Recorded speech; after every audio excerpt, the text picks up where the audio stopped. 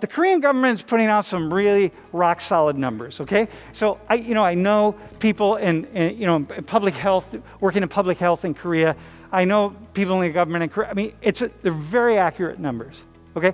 390,000. So we got to multiply that by 6, and we have 2.3 million. The deaths are a little over 3,000 deaths, okay? And they calculate deaths in Korea, COVID deaths, exactly how we do. If Korea had the same population as the United States, these are what the numbers would be. And look at those on the far right. So, I mean, first off, look at the second column, the cases. Huge, huge difference. And then look at the deaths, okay? Now, I'm not saying this is good or bad. For me, I'm not even going to throw an opinion out here. It doesn't matter. So can you say something about these numbers in light of freedom, individual liberty, and government power? I guess the first question to ask is probably like what nationwide efforts were done in Korea that made it such that they had much lower numbers even after we scale them up to our population size in the US. It's more so just based off how you frame the discussion. I mean, also things to consider are like, how do people, like, what's the geography like in Korea, where people live, how tightly they're packed in certain cities, how spread out they are in rural areas. There's like a lot of different variables to consider of why you might have more or less spread. Okay. But then, if we're talking about like... But that's good. Good that you're bringing... There are a lot of things to bring up. I think like something that could be really interesting is like to think about... I mean, I really don't know that much about the Korean government, but like wondering whether there's like more like controlling policies over the population. Like, are there like more like laws that, for instance, will prohibit someone from going out if they test positive for COVID or things like that? And also from like, and so like just asking like whether there's like a higher government control or less government control.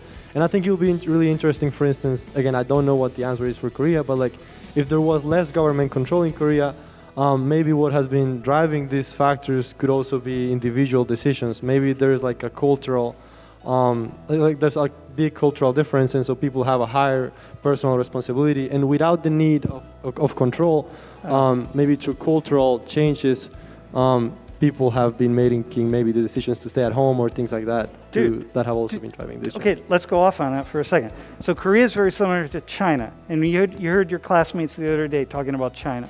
There's an inflection, a personal inflection toward the community.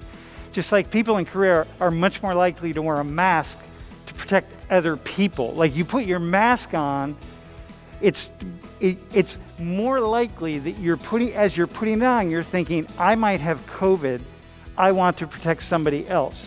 In the West, as you put a mask on, you're more likely to say, hey, somebody else might have COVID, I don't want to get it from them, I want to protect myself. So there may be something going on whereby there doesn't need to be a lot of government control because people are going to automatically act in concert with one another in a way that's beneficial toward the larger group. I think, perhaps in Korea you said a lot of their COVID numbers are very trustworthy. Maybe you're trying to indicate that they have like more trustworthy leadership at the higher levels than perhaps we do in the US. I mean, a lot of things about masking in the beginning of the pandemic where there was a lot of talk from our leadership saying like, oh, we think these things don't work, when I think it's personally pretty clear that was never really the case. Well, not to get political. But the idea is at the very least here, there were mixed messages. On one day it's like, hey, wear masks. The next day, don't wear masks. It's back and forth, so everyone's confused. So you don't have to go to that level, but your point is very well taken. Yep. So here, without a strong, there you got a strong government.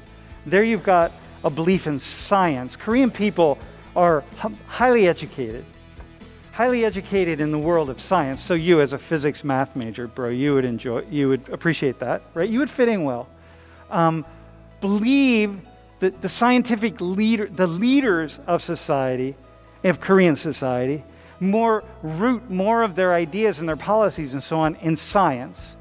In the science of, hey, listen, we're going to try to control this thing using the science of public health that we know, and we're going to go forward with that in mind. So maybe that's stronger government, right? It's like saying, hey, we're gonna build our government around here, and we're not gonna give you over there, these folks on this side. You're more likely to listen to us. Here, from like the moment you come out of the womb, it's almost like we're injected with something that says, don't trust your government, don't believe your leaders. It's like, that has consequences, because there are certain moments when you need to trust your leaders. Do these numbers to the two of you seem really, really seriously skewed in two different directions? 18,000 and 753,000. Like, when you look at those, like, what's your gut? I do think that they look really similar.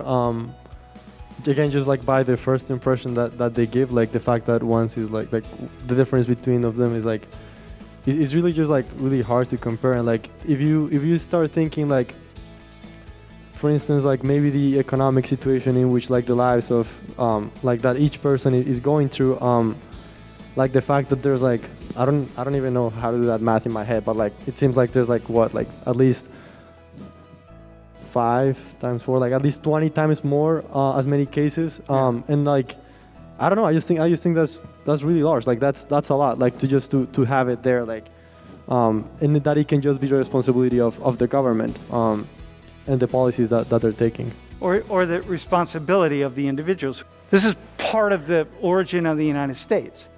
Freedom has a cost. Okay? For Korea to control guns in the way that they do via a strong state, that has a cost. Because Koreans can't own the guns that they want to own, and there are other ways in which their lives are controlled. But that has a cost. So I think this is really interesting.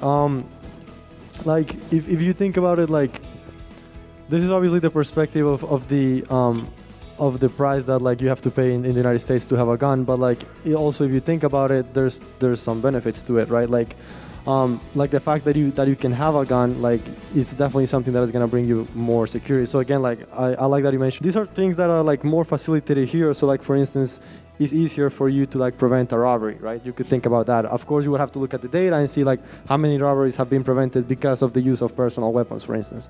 But like I think that's why like people support the use of weapons here, like because of those reasons, that like because you have that autonomy to protect yourself, to basically have like a very powerful, because like a weapon is something very, very powerful if you think about it, right? Like it's something that by just pulling a trigger you can kill someone or many people. So like I don't know, I just think it's a complicated balance. Okay, I hear what you're saying. This is good. But look, in Korea you got 246 deaths if they're the size of the US, okay? By guns.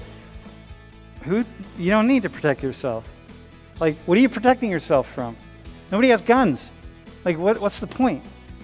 It's like, so at most what you're saying is to the people in Korea who want to own guns, who first off don't even really want to own guns, because most people in Korea, just like most people in Colombia, I mean, people who aren't from a gun culture are like, why would I need a gun anyway? So like, all right, why do I need a gun? So they're already protected. There's only 246 people died a violent death if it's the size of the United States. So like, in a way, that argument is moot, because if you lived in that world, it's like, okay, well, I don't need a gun then. Let me move on with life. Right? And then you say, yeah, but people want to hunt, and people want, okay, well, all right, now let's work on that. But the point being, I'm not making an argument against guns, right? Understand this. That's not it. I'm going like, this is freedom. Is the price of that individual liberty and the ability for any one of you, even in here, right now, even though you're not allowed to be in a place like Penn State, even in here, you still could be packing. And nobody would know.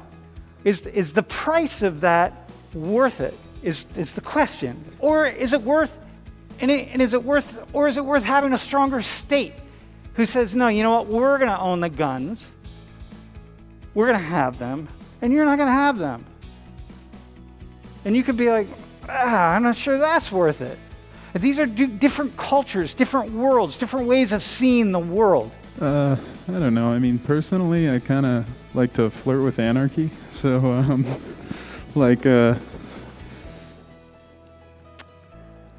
taking all guns away in the U.S. is like, I don't really personally see like how that would cut down on violent crimes that are potentially associated with like organized crime, where Okay. people could access guns in illegal ways.